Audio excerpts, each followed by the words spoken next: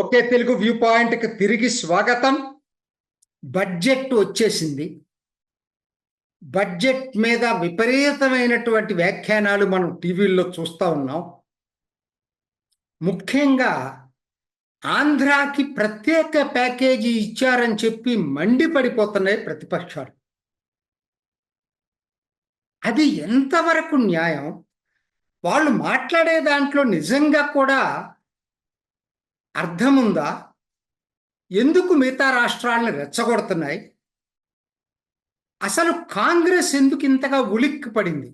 ఆంధ్రాకి అదేమి అంత ఎక్కువేం కాదు, ఏదో కొన్ని ప్రత్యేక నిధులు ఇవ్వంగానే అదేదో జరిగిపోయినట్టుగా, అసలు దేశం మొత్తం ఏదో అన్యాయం జరిగినట్టుగా మాట్లాడేటువంటి పద్ధతుల్లో కాంగ్రెస్ ప్రవర్తన మాత్రం చాలా చాలా దారుణంగా ఉంది. నిన్నటిదాకా ఇదే వ్యక్తులు స్పెషల్ ప్యాకేజ్ కావాలని అడిగారు ఆంధ్రాకి.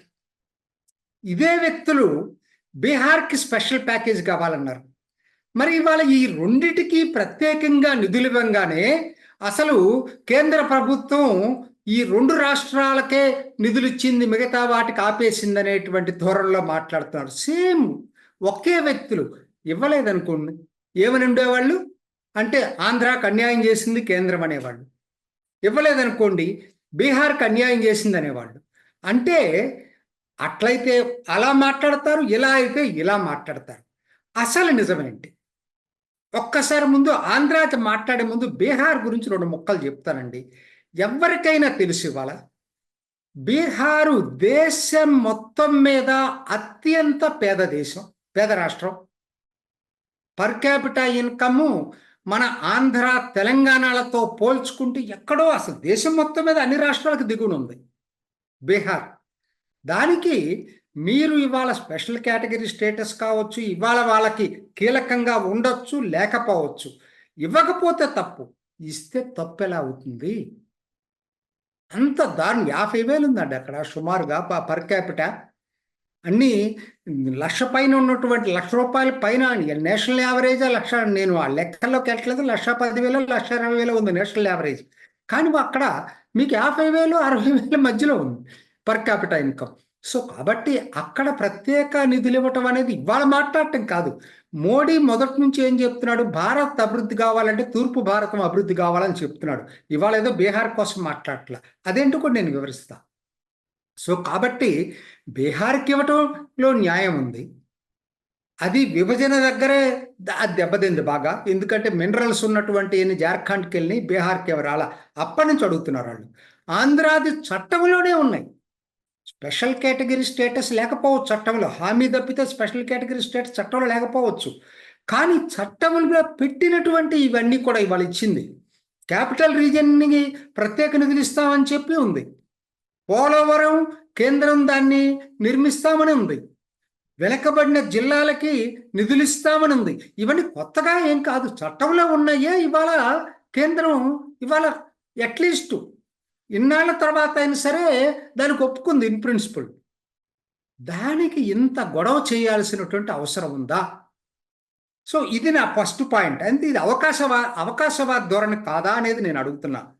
రెండోది, మీరు ఒక్కసారి చూడండి, మీకు ఒక దీంట్లో నేను సో కాబట్టి ఆంధ్రాకి ఏంటి వీళ్ళు ప్రత్యేకంగా ప్రకటించింది ఏమిటి అని చూసుకున్నప్పుడు, ఒక్కటి అమరావతికి నిధులు 15,000 కోట్లు ఇచ్చారు, అందరూ ఆహ్వానించదగ్గదే.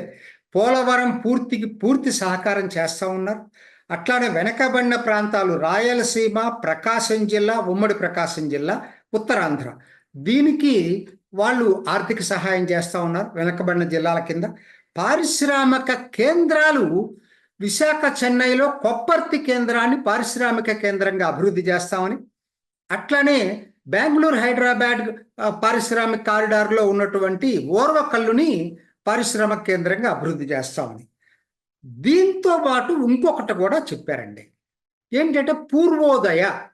ఇందాక నేను అన్నాను చూసారా, మోడీ ఎప్పటి నుంచో చెప్తున్నాడు తూర్పు భారతాన్ని గురించని. మరి ఇవాళ పూర్వోదయ పేరుతోటి బీహార్, పశ్చిమ బెంగాల్, జార్ఖండ్, ఒడిస్సా, వాటితో పాటు మొట్టమొదటిసారి ఆంధ్రాను కూడా ఆ పూర్వోదయలో చేర్చి వీటికి ప్రత్యేక నిధులు ఇస్తామని చెప్పారు. ఇది మరి ఆంధ్రాకే కోర్స్ మొత్తం నన్ను అడిగితే ఆంధ్రాకనే వెనకబడ్డాయి నేను చెప్పిన రాష్ట్రాలన్నీ కూడా. కాబట్టి దాంతో ఆంధ్రాను కూడా కలిపి ఇవన్నీ కలిపి వాళ్ళు ఇప్పుడు దీనికి ఒక ప్రత్యేక ప్యాకేజీని ప్రకటించారు. ఇందులో మరి పశ్చిమ బెంగాల్ ఎవరిదండి? అదేమన్నా బీజేపీ రాష్ట్రమా? మరి బీజేపీ అంటే భగ్గుమనేటువంటి మమతా బెనర్జీ పాలించేటువంటి రాష్ట్రం. జార్ఖండ్ ఎవరిదండి? మొన్నే ముఖ్యమంత్రిని అరెస్ట్ చేశారు హేమంత్ సోరెన్ని, ఆయన రాష్ట్రం. అయినా వాటికి కూడా ఇస్తున్నారు కదా. మరి మీరు ఎంతసేపటికి ఇదేదో దీన్ని రాజకీయ దృక్కోణంలో ఎందుకు చూస్తున్నారు? అట్లానే ఫ్లడ్ మేనేజ్మెంట్కి ఇచ్చారండి. ఫ్లడ్ మేనేజ్మెంట్కి బీహార్, అస్సాంతో పాటుగా హిమాచల్ ప్రదేశ్కి ఇచ్చారు. హిమాచల్ ప్రదేశ్ ఎవరిది? మరి కాంగ్రెస్ రూల్డ్ స్టేట్ కదా. కాబట్టి ఇక్కడ రాజకీయాలు ఎక్కడున్నాయి? వాళ్ళకి రావాల్సినవి వస్తున్నాయి, వాళ్ళకి దక్కాల్సినవి దక్కుతున్నాయి. దానికి దీన్ని ఇంత పెద్ద రాద్ధాంతం చేయాల్సినటువంటి అవసరం అయితే నాకైతే కనపట్ల. అయితే ఇంకా ఉన్నాయి మనం చూసుకోవాల్సినవి, వివరాలు రావాల్సినవి. రైల్వేలో ఆంధ్రాకి ఎంత కేటాయించారు, తెలంగాణకి ఎంత కేటాయించారు, అట్లానే మీకు రోడ్లు నేషనల్ హైవేస్లో ఎలా ఉన్నాయి, ఇవన్నీ కూడా మెల్లిమెల్లిగా ఇంకా 1-2 రోజుల్లో కానీ మనకు పూర్తి వివరాలు రావు. మొత్తం మీద మాత్రం ఈ మాత్రం కూడా ఆంధ్రాకి, బీహార్కి ప్రత్యేక నిధులు రావటాన్ని హర్షిద్దాం, స్వాగతిద్దాం, వ్యతిరేకించొద్దు, అవకాశవాద వైఖరితో మాట్లాడద్దు. ఇచ్చి ఉండకపోతే ఇదే కాంగ్రెస్ ఏం మాట్లాడుండేది? అసలు ఆంధ్రాకి అన్యాయం చేసిందని చెప్పి మాట్లాడేది. ఇచ్చిన తర్వాత ఏమవుతుంది? ఆంధ్రాకి, బీహార్కి నిధులన్నీ ఇస్తున్నారని చెప్పి మాట్లాడుతున్నారు. ఇటువంటి పచ్చి అవకాశవాద ధోరణి మాత్రం ప్రతిపక్షాలు మానుకోవాలని చెప్పి నా సలహా. ఇది ఈనాటి ఓకే తెలుగు వ్యూ పాయింట్. ఇంకొక వీడియోలో తిరిగి కలుసుకుందాం. చూసారు కదండి, మరి ఈ వీడియో కనుక మీకు నచ్చినట్లయితే ఒక లైక్ కొట్టేసి మీ అభిప్రాయాన్ని కూడా కామెంట్ బాక్స్లో తెలియజేస్తూ ఇలాంటి ఇంట్రెస్టింగ్ అప్డేట్స్ కోసం మా ఛానల్ని సబ్స్క్రైబ్ చేసుకోండి.